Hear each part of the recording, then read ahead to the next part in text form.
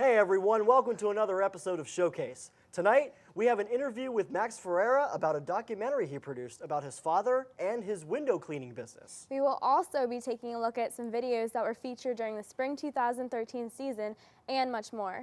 We have a great show in store for tonight, so stay tuned. Showcase starts now. Let's get rolling.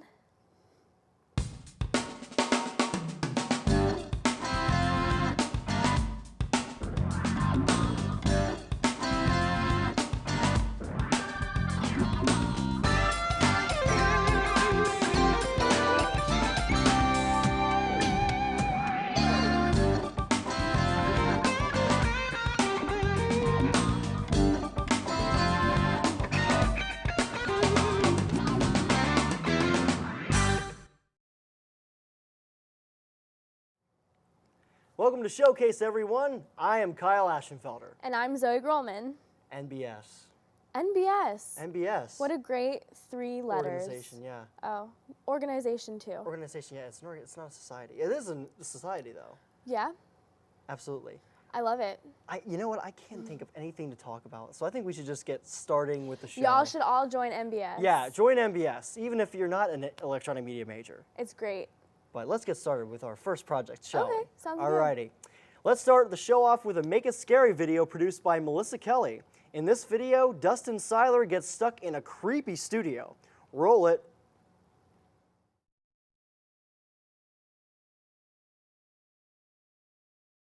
Stuff like that is awesome. Yeah.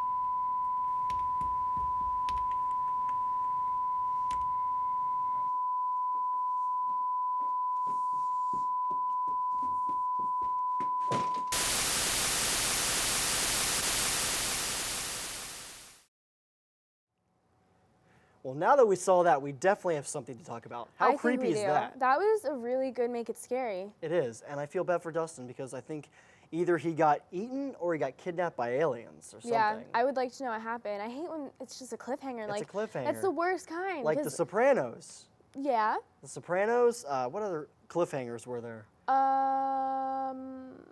Inception. Remember when was. the thing's spinning and it just doesn't stop and then you're left Oh yeah, wondering? I completely forgot about that. But yeah, you know, it's still good stuff. Yeah, that was a good Make It Scary. I'm making mine now, and like I have a lot to work up to. That was Yeah, hopefully great. no one gets kidnapped in that one.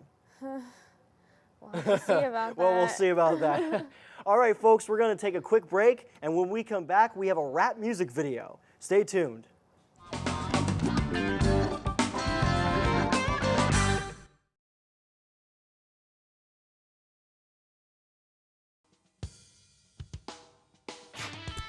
I'm Adam, and I have your 3-minute drill on BTL.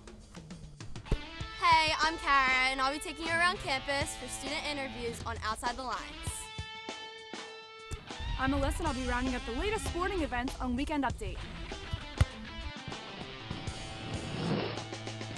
Hi, my name is Dylan. I have your top play of the week on BTL. Hi, I'm Jared, And I'm Zoe. and we're your hosts for Halftime.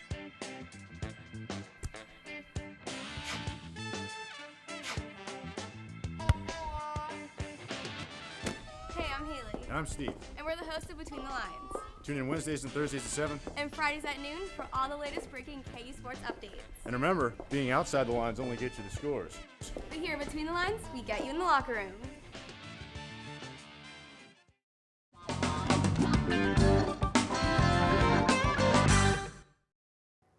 Welcome back. Right now, let's take a look at a rap music video by Jake Woodard called Thick. Roll it.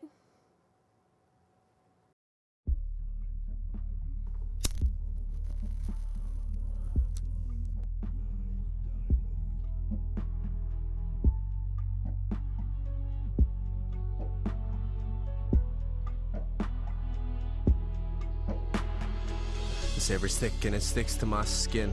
Of the struggle not to end up in this place I'm in. I lose track of time and I don't know where I've been, but I can't help it, man, cause I was born with sin. And if I always been it ever since the beginning, then how do I begin to find the path that makes me forgive it? Nowadays the past aches in my head, not a pleasure waking up. I'd rather sleep and be dead. I never said that I'm a individual. Rise out of bed, given the chance I know I will. Show the world that the essence of pain it's nothing that a little time can't tame. Nothing but the world's pain and the worst kind of shame. When your nightmares and life scares fuse to be the same. Losing pieces the world turns by. It'll never turn back. It'll never know why I never took the time. Why I never realized. Why I never saw the beauty that was right on my side. And I'm on the sideline sitting, but all I see is a past. I'm on the sideline, sitting and waiting and praying and hoping, but all my treasures been trashed. Every second is a weight on your eyelids. You always think you're driving straight until your car skids, and you try to stay awake like the big kids, but you can't find a bedtime on your time grid. Up all night like a rat in the wall. Every person has their own version, proof of it all, but if it all was, couldn't ever last, cause every rumor has a way to travel, yeah it all does. And you drop the ball cause cat's out of the bag. The tag team dream seems sad, it's unseen, it drags me down. This whole damn town screaming out loud, my life's the same sound now. I never thought how easy it'd be to tell the whole truth, the truth that soothes me. And I'm losing pieces, the world turns by. It'll never turn back, and I'll never know why I never took the time, why I never realized, why I never saw the beauty that was right on my side. And I'm on the sideline sitting, but all I see is a past. I'm on the sideline sitting and waiting and praying and hoping, but all my treasures been trashed. Find it hard to believe that this is what I chose. Even hard to recognize where to go. No, I never spoke out of turn, so don't expect me to show I'm sorry I already showed. Damn, I want a copy of this timeline. Leave room for his signature, cause I'll sign. I'm not ashamed of the things I done in my time. I cheated and stole and rolled and smoked and spoke rhymes.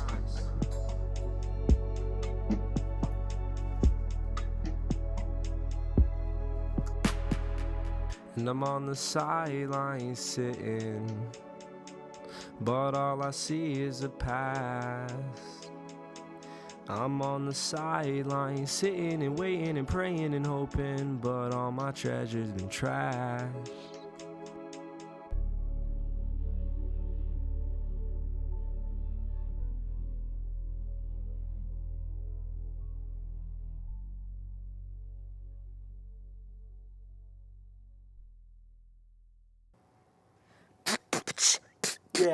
Yeah, get the beat going, yo.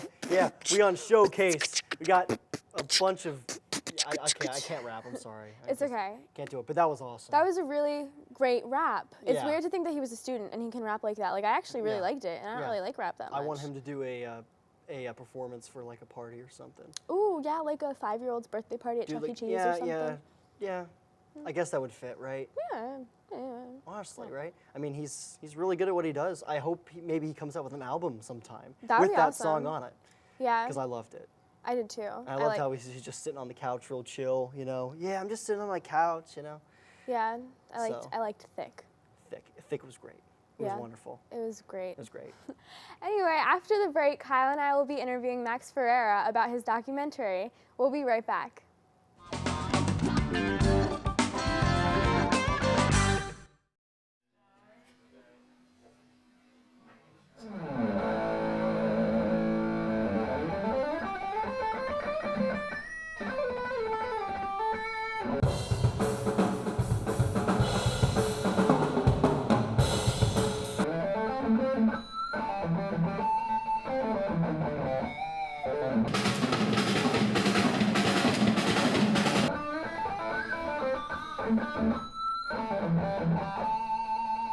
Mic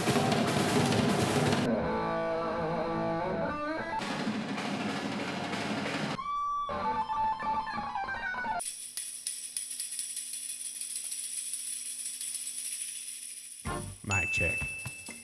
Airing Wednesdays at 8 p.m. and Fridays at 1 p.m.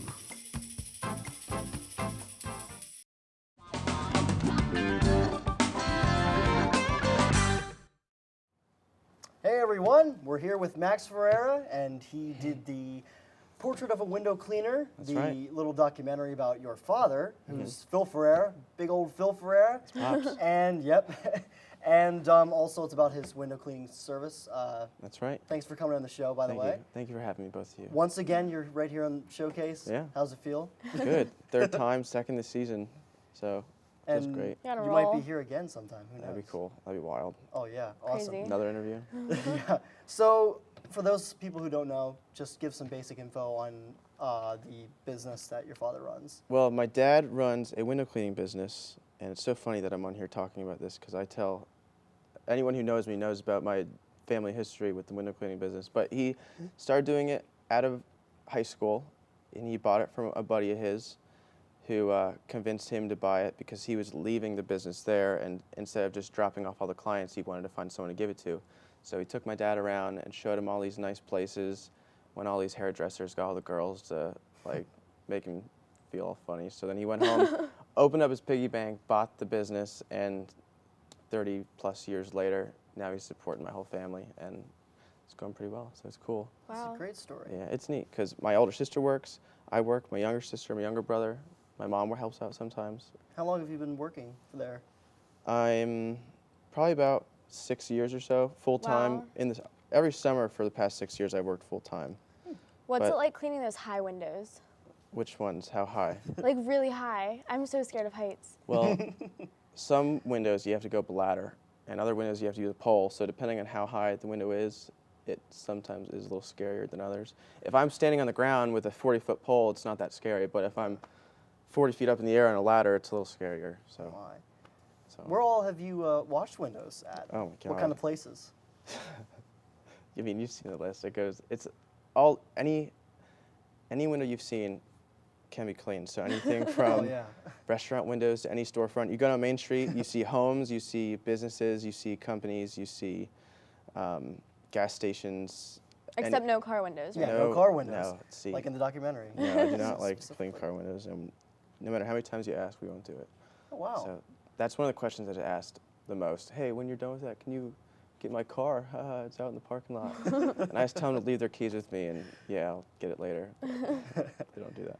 So what was your inspiration to do this? Well, I was taking a documentary film course. It was an English course here at Kutztown, and it was a bunch of different English majors, but there were a few electronic media majors in there, just fulfilling like our general eds.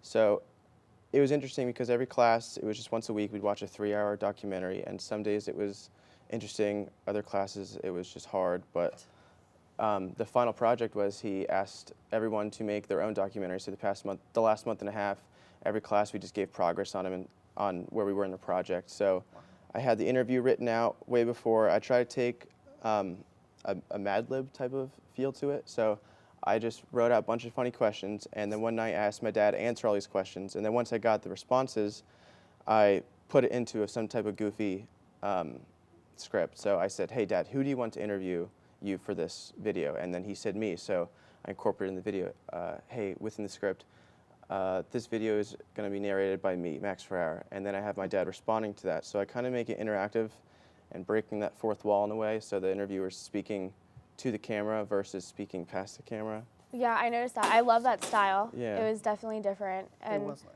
it was like really interesting to watch too, not just like boring like little. And it was thing. easy because once we got the assignment, I didn't know what to do at first, and then one day at work it just hit me that I said, this is going to be simple. I can just bring my camera to work. Because at that time I was only working on weekends, so every weekend I was gathering 3 to 6 hours of footage, and then by the time it came down to work on a project, to start editing, I mean, I procrastinate a lot, but for the first time I had Same a here. lot of footage at first, and then I started editing, and I finished it minutes before it was due, and Oh my. It was cool though. Yeah. Still turned out very good, that's Thank for you. sure. Thank you. So what was your father's reaction, not only when you first told him you were going to do this, but when he finally saw the final product? He loved it. When we'd be working, he would always talk about how he wished he had a camera with us. He wished we could film stuff like that, just because a lot of goofy things happen throughout the day. Absolutely. I mean, you can imagine the type of customers you run into, because you're all over the place. We're in cities, we're in homes, we're in odd neighborhoods, and it's just all over the place. So he always loved the fact that he used to be big in the Polaroid camera. So at our shop, you can see there's this one wall full of just Polaroid pictures. So when I told him that we were going to do the interview and the documentary, he was so psyched. And then when I showed it to him, we were in the kitchen. I showed it to my whole family on my little laptop because he was in a hurry. He had to go to work, and he didn't speak for like 10 seconds. And he just looked at me. He's like, "Ah, that's awesome." And then he sent it out to all of his brothers and sisters and aunts and uncles and cousins. And then every family party for the next year or two, they were like, "Oh, I saw the documentary of your dad." And it was done like a year and a half ago. So I'm like, "What are you talking about?" "Oh, yeah, thanks." That's awesome. That was amazing. It's neat because I like seeing him enjoying what I'm doing. So. Yeah. Absolutely. So we're going to cut to a clip to this. You have a little mini trailer that you made for this. Yeah. And it gives a nice little synopsis about what this Thank this you. whole documentary is about. So let's cut to that little mini trailer, folks.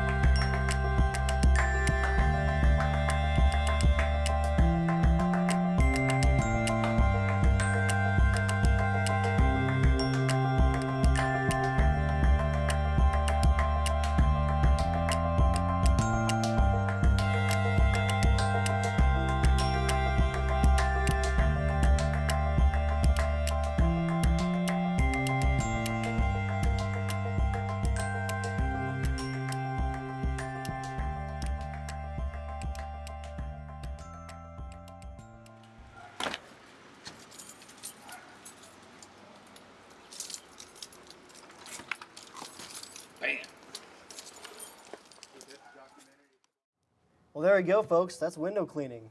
Sounds Very really nice. exciting. So Thank you. you gonna keep doing that until you get a job in the field, or? Definitely. I'm going to keep bringing my camera around to work and just getting a bunch of footage, and then whenever I have some spare time, throw something together. So I'd like to do a series eventually focusing on a specific window cleaner. So this one I did on my dad, but I could do one on another employee we have and just make something goofy. So that's what I'd like to do, but I don't really have any huge expectation for it, just like free time. I think you should make like a whole film about it, like Yeah. a narrative film. That'd be cool. I think you'd win an Academy Award, to be Thanks, honest. man. That'd be awesome. It would be. Pretty cool. Now you got to stick around for like another minute or so. Why? Why did I do that? Because, ladies and gentlemen, and Max Ferreira, it is time for another round of Minute Movie Trivia. Alrighty, folks, for those of you who have not seen this segment of the show before, Max has already done this season, by the way, Yeah. but now you're doing it all alone. But anyway, for the next minute, we are going to ask Max 5 questions about some movies, some movie trivia, and you have a minute to answer them all. Okay. And you know how this goes. Oh yeah, let's go. Good luck to you, sir. Okay. Let's get started. All right. you. Question number 1. In Harry Potter, how many Horcruxes were there to be destroyed 7. to defeat? And that is correct. 7 Horcruxes, and he got it right away. Save the Moving on time. to the second question. What was the name of the restaurant that Iron Man wanted to go to in the Avengers? A. Five Guys, B. White Castle, C. Shawarma, or D. Burger King? Good old Robert Downey. White Castle. That's actually incorrect. It was actually shawarma, and they Okay, actually did yeah. end up going there in the very end credits. You have to stay till the I end. didn't think, One of yeah. those deals. All right, question number 3. In the movie 500 Days of Summer, Tom Hansen goes from being a greeting card writer to being a what? A plumber, an architect, a waiter. An architect. Is that B. your final That's answer? my final answer. And that is correct. Lock it in. He turns into an architect. I've only seen one scene in that movie, and it's just the scene when he says he's becoming an architect. so Yes, that's- exactly. He got pretty trained as an lucky. architect, but he ended up being a greeting card writer. Too bad he wasn't a window cleaner. Exactly. Fourth question. What actor voiced the genie in the movie Aladdin? A. Jim Carrey, B. Robin Williams, C. Anthony Hopkins, or D. Bob Saget? C. That's actually incorrect. It's actually Robin Saget. Williams. Good old Robin Did Aladdin? Williams. It Yeah, was Aladdin, genie. yeah. And he actually got replaced in Return of Jafar, I believe that was called. Anyway, question number 5, final one. In Back to the Future Part 3, what 2 names did Doc Brown give to his sons? A. Albert and James, B. Jules and Vern, C. Robert and Isaac, or D. Albert and Isaac? I've never seen it, so Okay. shot in the dark, I'll say C.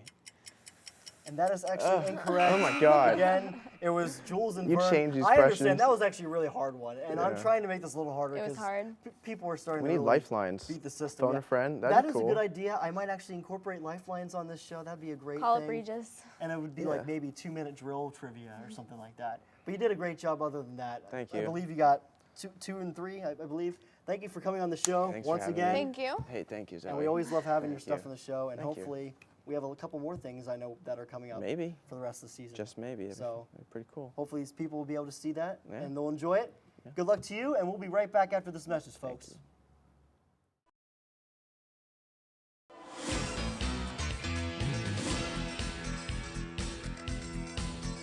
Be sure to tune in Tuesday evenings at 7 p.m. to catch co-hosts Devin Raventoss and Eddie Rishid as they travel around the Berks County and Lehigh Valley area, exploring some great places to visit. Camera One re-airs Wednesdays at 7:30 and Fridays at 12:30. Don't miss it.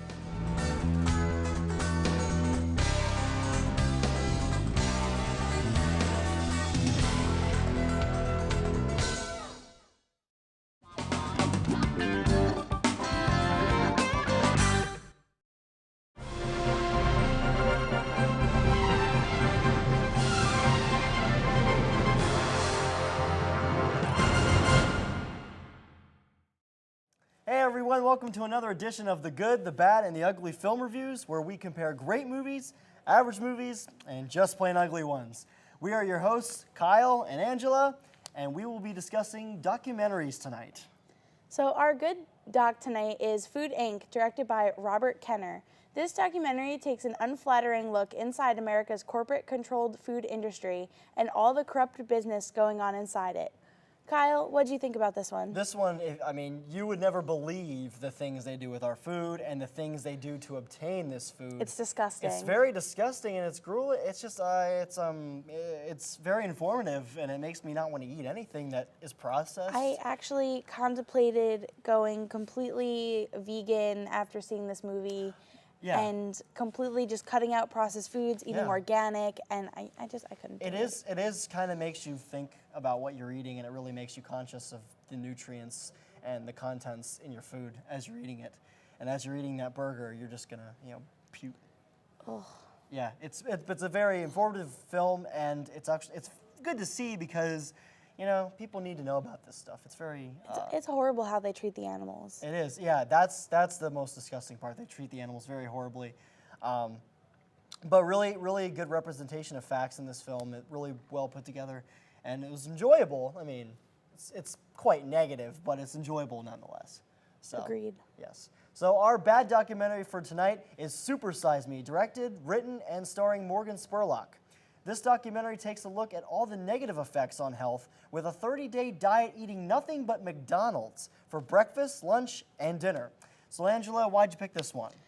I picked this one because granted, they went through, they showed all the horrible side effects of eating McDonald's and how sick he got. He gained so much weight. Yes, he did. And he had heart problems and all this stuff, and yet I still wanted McDonald's after I finished watching I know, it. isn't that the strange thing? No, it is funny because he did have so many health, like just 30 days. 30 days. 30 days. Did all that to him. And they told him if he would continue that diet for a little longer, he could have really had some huge health issues. I believe did he finish the 30 days? He did not. He did I don't not. believe he did. He had some sort of heart condition, and I believe was hospitalized. Yeah, I think something like that. But I mean, he didn't even make it that far into it. He was already barfing. But it's sad. It still made me want to eat McDonald's. It was almost like it was promoting McDonald's instead of. I mean, obviously he didn't mean that, but to me, I just was like, oh, McDonald's, yay. Because he went from eating completely clean because his girlfriend was. Again, a vegan or a vegetarian, she ate very clean. Yes. And she was disgusted by what it did to his body, and who knows what he looks like now. Absolutely, and to be honest, I had just finished watching this on Netflix, or I forget where I was watching it, but I went and ate McDonald's right afterwards. Oh. It took me a day or two, but like I was like, all right, I gotta go. Gotta get that Big Mac. The number two. Number 2, 2 cheeseburgers and a fry. Gotta go for the vintage Big Mac, but whatever. Okay, our ugly documentary for this evening is Alive. Is Michael Jackson really dead? This documentary takes a look at a conspiracy theory surrounding the pop star's death and points out facts that he may actually still be alive. Angela, did you see this one? Yeah. I don't. Oh no, it was odd. No, he died. He is dead. It wasn't so much the subject matter, it was just the production value of it was really bad. I feel like they could have made this in Windows Movie Maker with a bunch of really bad video clips. Let's remake it. I think we could. Let's remake it. I think we could, and we can make it 10 times better. Fun fact, I actually saw this for the first time, and this is actually how we found it, by the way. One night, I was just on Netflix browsing, bored out of my mind. I had my pretzels and Nutella in my hand, and I was ready to eat and watch a good documentary or a movie, and I came across this, and I love conspiracy theories, so I took a look at it, and granted, I mean, okay, there's some decent points they have in there, but it's pretty ridiculous, and the production, it's very poorly put together. The narration's pretty, really bad, and yeah, so it's bad. I don't even think it's worth. It's ugly. It's ugly. You're killing me, Smalls. What were you thinking? I don't understand how you could possibly. I mean, I guess something happens to a celebrity, there's always some sort of conspiracy theory, but after a while, just come on, guys, he died. Yeah, and I think this actually came out, I believe, maybe a year afterwards. So it was recent, it was relevant, so. But it's bad. I'm over it. I'm over it too. I'm over it. And I'm overseeing that because it was awful. But that's all we have for tonight's edition of The Good, the Bad, and the Ugly Film Reviews, and we will be right back after this commercial break. If you're anything like me, If you're anything like me, If you're anything like me, If you're anything like me, you have some interest in communications. and electronic media is what it's all about. Whether you're interested in radio, television, video cameras, Lighting, directing, screenwriting. or any type of editing at all, you know it's all some form of storytelling. Kutztown University does a great job making us understand the importance in that. your first semester here, you're taking classes that are also workshops, and before you know it, you begin creating. The courses here get equipment in our hands right away and give us a realistic feel to what a profession would be like. You're shooting video, recording audio, and truly producing something of your own. Our professors provide us with all the tools necessary to become a professional. We have a fully equipped studio and a control room, 2 Mac labs, multiple editing suites, P2 cameras, DSLRs, Lighting and grip kits, and audio recording studios. It motivates us to really learn by making the education a fun experience. You work together with other students throughout the process and learn how to collaborate within a group, which is important. The industry demands working with others. In order to fulfill the major, the students have to complete an internship. Normally our last semester before graduation, the staff helps you line up an internship that requires a minimum of 30 hours a week. We're basically working a full-time job and in a realistic setting, working with professionals and learning the field firsthand. It's a networking opportunity as much as a job opportunity.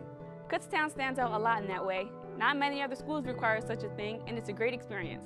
The students carry and represent the school's name, and it's neat to become a part of such a good reputation. That reputation influences our job search. Employers know our school and know what we are capable of. So if you're thinking of where to spend your next 4 years of college and you're thinking you're a little bit like me, And you're thinking you're a little bit like me, And you're thinking you're a little bit like me, And you're thinking you're a little bit like me, think about how worthwhile of an experience you want.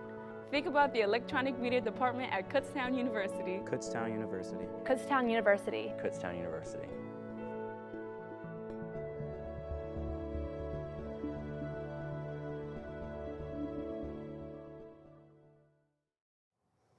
Well, that's all we have for tonight's show, folks. Thanks for tuning in. If you would like to keep up with the show, make sure to like our Facebook page at the link below and follow us on Twitter at KUTV Showcase. Also, if you would like to go back and watch all of our other episodes, make sure to subscribe to our YouTube channel at the link below. We hope you enjoyed tonight's show and make sure to tune in next week. And remember, folks, when life is getting you down, Just keep rolling.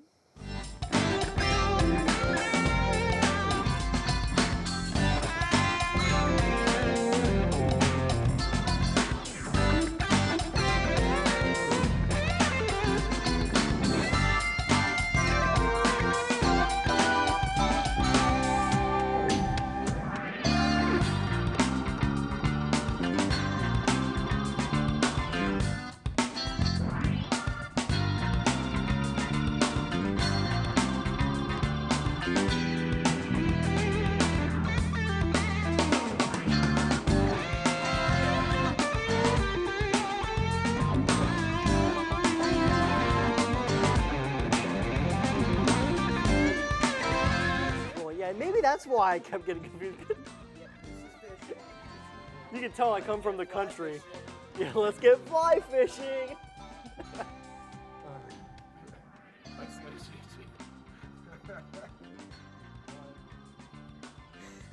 Sorry. No, this is good blooper reel. Don't cough during this. That's why I did it first. All right. Gosh. Well, right, you see the chocolate cake, you know, the children would like the chocolate cake and the pudding. I don't know, that was a terrible Bill Cosby impression.